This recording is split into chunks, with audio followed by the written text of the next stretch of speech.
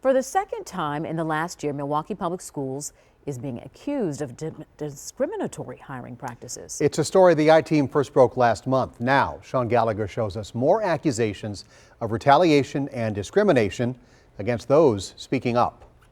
The I-Team found another statement of probable cause. Essentially, an investigator believes there's enough verifiable evidence to investigate MPS further. This time, another accusation that MPS top officials retaliated against a whistleblower. Last month, we detailed the statement of probable cause by Fine Arts manager Deb Bowling, and today, the literacy manager Deborah Keither with similar concerns. They made decisions not to put the kids first. Deborah Keither told the I-Team she faced backlash after criticizing Superintendent Keith Posley's promotion of Dr. Jeremiah Holliday as interim chief academic officer. Keither said Holliday was not qualified for the job, claiming she wrote complaints to the school board regarding Holliday's incompetence and her belief his promotion was race-based. She felt after she made these complaints, Holliday retaliated against her. My duty when I was in my position as manager of literacy was to ensure that the students of Milwaukee Public Schools, pre-K through 12, had what they needed to be in a high-quality literacy program. And unfortunately, that was sacrificed and jeopardized on many occasions in favor of discriminating against me. Now, an Equal Rights Division investigator says Keither may have faced retaliation and discrimination.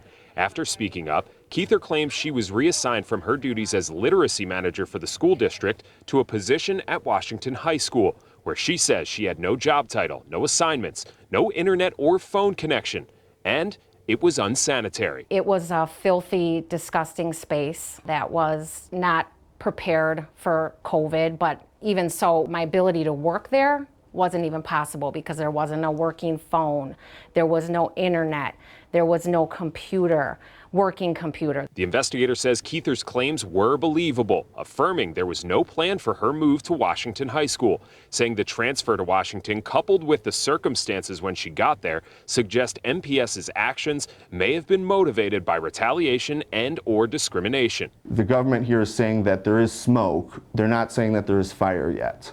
Okay, so that there's reason to investigate, there's reason to look forward, and we now have the chance to prove that there is fire, that they did discriminate. Attorney Ben Hitchcock-Cross represents Keither in the case. He says this is a big step forward for their case against MPS. The outside investigator saying Keither's reassignment of subordinates and job duties, plus the lack of communication from Dr. Holliday, may have been due to Keither's race, sex, and or participating in a protected activity. The investigator's explanation says, taken as a whole, the employment actions taken against Keither may suggest that Milwaukee Public Schools was motivated by a discriminatory and or retaliatory animus. We're confident that we can prove that they retaliated against her because she made bona fide discrimination complaints and that there is a race issue and a sex issue at MPS. The ERD statement of probable cause does question Keither's role in how this all played out.